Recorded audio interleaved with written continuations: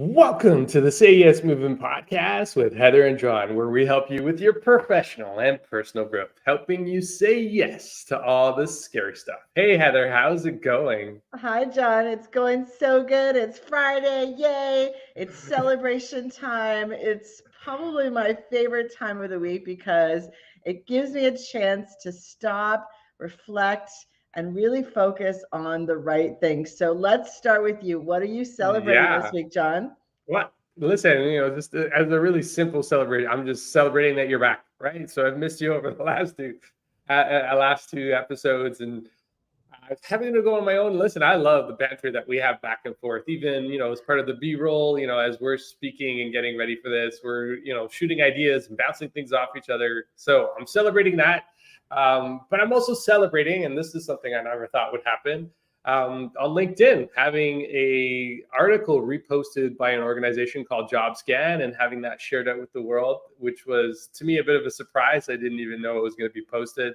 So that is a bit of a celebration for me. Yeah. What about Ooh, you? What are you celebrating today? I love that. And I also saw that you got top voice on LinkedIn. So congratulations Yeah. on that as well. So, I think when we're trying to, not trying, when we are contributing to different articles, when we're contributing to our community, people notice. And it's nice when LinkedIn notices as well. So congratulations on your top voice. Yeah. Well, thank you. Well, you were the inspiration for that because you told me about the top voice because you too have your own top voice in leadership. So, It does. yeah. I Thank do. you. Thank you. Thank you.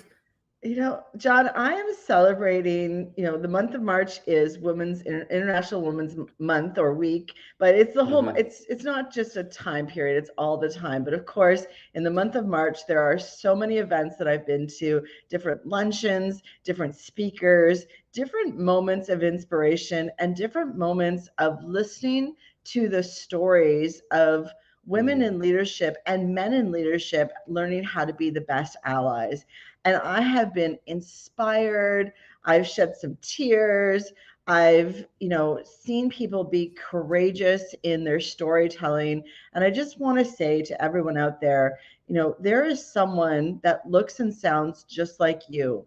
And when you tell your story, you are inspiring someone else to step out of their comfort zone, tell their story, and be Mhm. courageous themselves. So I just want to thank all the women that have shared those stories and shared them with me personally as well, because it has just touched my heart in such a fantastic way. So I'm filled with love this month, definitely, and I'm filled with almost like enlightened, not enlightened, what's the right word, like just feeling really good about the direction Mhm. we're going in together, and together as women, together as human beings. And that really gets me excited because we're talking about things that we weren't talking about even a few years back, John. Yeah. No, listen, I've been hearing it too. I forget who I was listening to, but they were talking about the earth and the earth's resonance, right? So there's like an Mm. energy in the world, and there's definitely a shift, right? And there's been a shift in a really good positive way. So it's you're saying, we've been feeling the energy, we've been feeling the shift, but it's also the vibration of the earth is changing. Mm. So that's a really positive note. So yeah, well, you're probably feeling what's going on with the world, right? So it's Exactly, amazing exactly. because And it. there's an eclipse coming up in a couple weeks too, on April 8th. So the world is Yeah. shifting. There's, people that aren't connected to these types of things or don't really understand it. You don't have to Mm, understand it. You can just feel it. It's that same phenomenon like the full moon. We all know that the moon is changed, but we just don't know what that feeling is. So that's what yeah. intuition feels like in our bellies. And I'm feeling a lot of intuition this month for sure. Yeah. No, listen, 100%. It's a whether or not it exists, it exists, right? It's there. It's out in the Mm. world. It's happening. And and this is what we try to do, right? And as part of this podcast, it's just bringing awareness to what's happening out there in the world. So talking about the world, actually, it was our instructor and teacher in NLP that taught me about the resonance of the world, the energy that the vibration that the earth has, right? And it actually does have a sound. So it's pretty amazing. But once you learn something, and it doesn't matter what it is you learn, once you learn it, you cannot forget it because it's there. Mm. It's always there. And we talked about memories, weak memories, and not strong memories, but we never forget things that we've heard, because once you know and you're aware, and you'll be aware for the rest of your life, right? So yeah, That's it's right. so cool. Well, and there's a process that we learned, and it's called grounding. And there are many Mm. times when I'm feeling just a little bit scatterbrained, when I'm feeling a little bit just out of my element. And if you just go outside, take your shoes off, and it doesn't matter if it's hot or cold outside, and just put your feet on the ground, that will help you get solidified. For me, going down to the lake, seeing water element, the element of water for me is Mm. really, really healing. Other people, it's the forest. Other people, it's mountains. So, the earth has a healing quality to it, but only if we look for the ways to self-heal. We talk about meditation, we talk about journaling. This is another tool that you can put in your toolbox. Get outside, go for a walk. Yeah, no, actually, so you talked about something. Actually, I don't know why this feels like deja vu. We got to go back to a past episode, but I know we talked about taking our shoes and just standing in the grass, right? Because there is an Mm-hmm. energy. So there's actually a science around this, and there is something called PEMF, right? Pulsated electric magnetic field therapy, where essentially what this PEMF thing does, it's like a bed, something you lie on or something you sit on, and it sends like energy, like it charges your body at a cellular level. And all it's really doing, actually, I'm a certified PEMF therapist, which is why I know about this stuff. And you're like, where is this stuff coming from? PEMF, actually, it's also Tony Robbins. He was doing PEMF 20 years ago. Actually, it started with astronauts coming back from space, realizing they got really, really sick. And the reason they got sick is because the electric magnetic field of the world was no longer out there in space, right? Because there's no gravity in space. So they came back really sick. So they created this technology to be able to recharge their bodies really quickly, because that's what they were missing when they were out of the atmosphere, out of the Earth's atmosphere. So, and all it's doing, so PEMF, all it is doing is replicating what you just talked about, not being connected to the Earth, having our feet. This is why when you go on vacation and you're on the beach, for the most part, you're not wearing shoes or sandals the whole time. You're barefoot, right? Like you're going in the ocean, you're walking back and forth from the beach. So you're actually connecting with the energy of the Earth. And what's happening is the Earth is actually charging your body, right? So, they say one of the worst inventions over the last 50 years from a PEMF perspective is that we have rubber soles, because that actually disconnects us from the Earth and the Earth's energy. I know there's a lot of stuff today. I was like, woo. But yeah, so you can go stand outside. So to replicate a 1 hour or a half hour PEMF session, you'd have to stand outside in a forest for a week barefoot. Right? Or you can do it in an hour. So something for you to check out. Listen, I'm really into the whole biohacking and just really understanding how do we say yes to more things that get us ahead in life? How do we say yes to things that give us more energy in life? And that's one of those things. So PEMF is definitely one of those things. I know, a bit of a tangent here, but listen, this is our show. We can do whatever we want. We can talk about whatever. Exactly. Well, and I think that goes to, John, that, people believe still some of the old belief systems. It's like you have to exercise really, really hard to lose weight. You have to, eat clean. You have to do all of these other things. And, I know for myself, just small, slight changes in my diet, reducing the sugar, reducing different things that are causing inflammation, and boom, I've got a different formula immediately, and doing it in a slow incremental, and getting a good night's rest. All of these things are biohacking to have us feel good. So walking in the forest, doing the different electromagnetic therapies, these are the things that are available to us today, and it's up to us to be educated in what's going to work for us. And there's no one formula. So I want to make sure everyone understands that there's no one formula for everyone. It's what's best for you, because your own makeup, your own biology is going to interact with different things in different ways. So this is, recharging your body. And there is, all kinds of things that are taking the charges away. If you sleep with your phone near your bed, this is, taking your charge away. This is all electromagnetic energy that's coming around you. So how do you limit that to be, the least amount as possible? Well, put your phone Yeah. farther away. So Yeah, no, yeah, definitely put it in a different room, put it away from you, right? Listen, I got a bad habit sometimes where, in the morning I reach for my phone, I grab it, I bring it back, and I keep it next to me for an hour, and that's not necessarily the best thing. Yeah, just, you know, one of the things recently, I know you had this last year when you went to Mongolia, is just doing a bit of a digital detox, right? Like just mhm. letting go of the technology. And I had the opportunity to go away for a couple of days, actually last month. And what was really neat is I kind of stayed away from the phone, right? Like I didn't, Mm. it was there, but I wasn't really paying attention to it. It was very rare that I was on it doing things. And there was just a sense of peace that came from that, right? You know, The thing, somebody recently said they were going on vacation. They said, I only check my phone a little bit. A little. I'm only going to reconnect with my work world a little bit.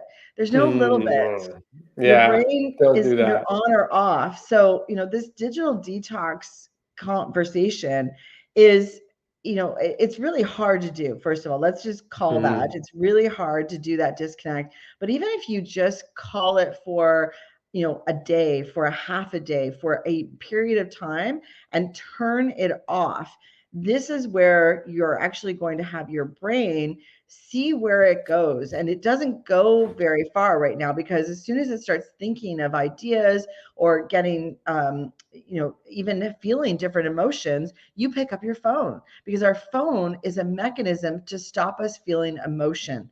We want to feel certain mm, emotions. So we'll go on the TikTok, we'll go on the Instagram, and we'll scroll, scroll, scroll, because we're avoiding our own emotions. And I know people out there like, I'm not avoiding my emotions. Check in with yourself why you just picked up your yeah. phone. You were just about to come up with an amazing idea. You were just about to go down a path of who should I, there's a friend of mine that I need to contact. And that moment left you because you went into a different world, and it's the world of our scrolling habits. And this is, listen, everyone out there, I do it too. This isn't like I'm saying I never do this. What I'm saying is I am aware that when I do it, it might be a signal for something else. Yeah. No, so it's funny because you just mentioned, get on, like, go send somebody a message, right? And you're going to go onto an app to do that. So it's Messenger, or maybe it's TikTok, maybe it's LinkedIn. And just as you get into sending them a message, you see something pop up. It's like, oh, let me check that out real quick. And then, yeah, 100%, you lose track of where you want it to be. Um, but and this is what I talked about last week in this in the Say Yes Movement podcast, was just taking a minute to meditate, right? Like I know you Mm. were heavy into that last year, and just the clarity that it brings to you. But I think you touched on something really important.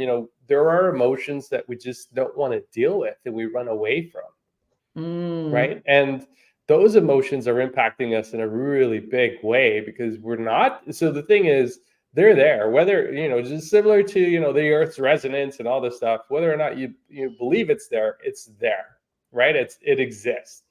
And if you don't deal with it, if you don't manage it, if you don't address it or face it or even just listen to it, and that's all it is sometimes, it's just kind of acknowledging, yeah, you know what, I feel this way, and that's okay. Mm. And then you get to decide what you want to do with it.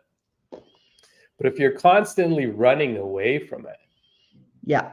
And it's just going to build. It's building, building, building, and at some point you're just going to burst, well, we're seeing right? it in the world, right? The level of Mm, anxiety that's coming up, the level of people feeling anxious and not feeling seen or heard, whether it be at the workplace, whether it be with their friends and family. This is all symptoms of mm, these feelings, and this ability of us to deny our own emotions push it away, and then it says, well, I still feel this way. And so inside our body, it's trying to find another way to talk to us. And it shows up in things like inflammation or extreme hunger and, late night snacking or, binging on programs on TV. And it shows up in ways that aren't going to serve us for our greater good, our greater purpose. And of course, we can't feel seen or heard if we're not living to our greater purpose. So often people are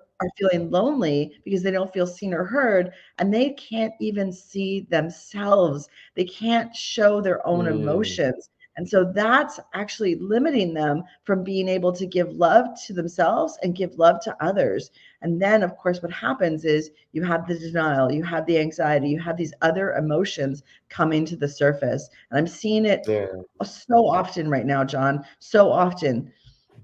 Yeah, no, listen, me too, right? Like in having conversations with people, a sense of not having appreciation, whether it's at work or it's at home, and not feeling like they're contributing, not feeling like they're a part of something bigger and better. But, and this is what we were talking about before we even got on this episode is, you got to take control of you and kind of manage your emotions first. Right? You got to manage your state. Before somebody can appreciate you, you need to appreciate you. Right? In order to, before you can love somebody, you got to love yourself first. And I know it sounds so cliche and you got to love yourself first. You do, right? You got to just take moments to get in, through meditation. One of the things, one of the things I've been able to do is just appreciate myself a little bit more. Right? Because I'm taking that time to be with myself in total silence or through a guided meditation and just being in that moment to say, hey, what's showing up right now? Well, what do I need to focus on? And then ultimately it's always you first. The analogy of the plane when the little thing drops and you put the mask on yourself first before you put it on somebody else. It is so true. You got to take care of you and you got to feel appreciation in you. You got to feel love for you before you can expect it from anybody else. 100%. So John, I think, this is coming up for us for a reason. Today we decided to talk about this. It's the energy of the world.